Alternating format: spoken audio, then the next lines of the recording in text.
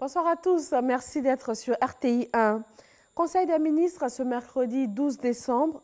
Au nombre des sujets abordés, la couverture maladie universelle, la restitution des biens culturels ivoiriens à l'étranger et l'organisation par la Côte d'Ivoire du 27e congrès de l'Union postale universelle en août 2020.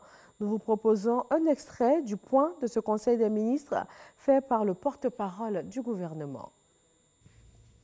Au titre du ministère de l'économie numérique et de la Poste, en liaison avec les ministères concernés, le Conseil a adopté un décret portant création et organisation et fonctionnement du Comité national d'organisation en Côte d'Ivoire du 27e congrès de l'Union postale universelle UPU, essentiellement du 10 au 28 août 2020 et bien sûr la communication y afférente.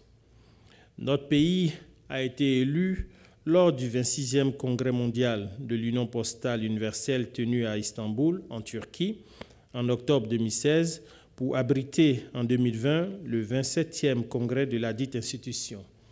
Il s'agira, après le premier congrès tenu en Égypte en 1934, du second congrès de l'institution qui se tiendra sur le continent africain.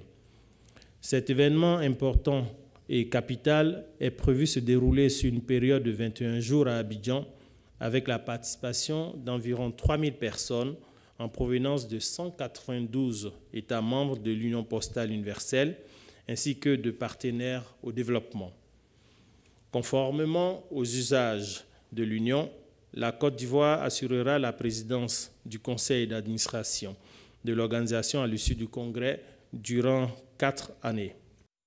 L'Assemblée nationale a adopté ce mercredi le projet de loi de règlement pour l'année 2017.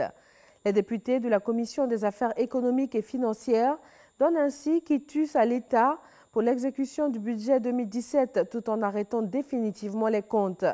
Malgré une croissance 7,7% portée essentiellement par les secteurs tertiaires et secondaires, les résultats d'exécution de la loi de finances ont enregistré un solde déficitaire de plus de 168 milliards de francs CFA. En cause, l'impact des revendications sociales et la dégringolade des cours internationaux du cacao et du pétrole. Pour appuyer les pays francophones dans la mise en œuvre de l'accord de Paris sur le climat, l'Organisation internationale de la francophonie initie des actions de renforcement des capacités des parties prenantes. L'adoption de lignes directrices et l'élaboration des textes pour favoriser l'engagement des pays liés à cet accord universel. Un ancien chef centrafricain des milices anti-Balaka a été interpellé en France pour crimes de guerre et crimes contre l'humanité. Patrice Edouard Ngaïsona a été arrêté par les autorités françaises conformément à un mandat d'arrêt délivré par la Cour pénale internationale en décembre 2018. Depuis 2008, Patrice Edouard Ngaïsona est le président de la Fédération centrafricaine de football. Il a par la suite été élu au comité exécutif de la Confédération africaine de football en tant que représentant de la zone centre. Nouvel épisode dans l'affaire Thomas Sankara. La justice burkinabé vient de recevoir, comme promis par le président français, un premier lot de documents d'archives comprenant les dossiers des ministères français concernés, notamment de l'Europe et des Affaires étrangères, et qui a été transmis au juge burkinabé en charge du dossier. Ces documents d'archives demandés par la justice ont été transmis par la voie diplomatique aux autorités burkinabées. Le cabinet du juge d'instruction en charge du dossier a commencé le travail de tri et de classification de tous ces documents reçus.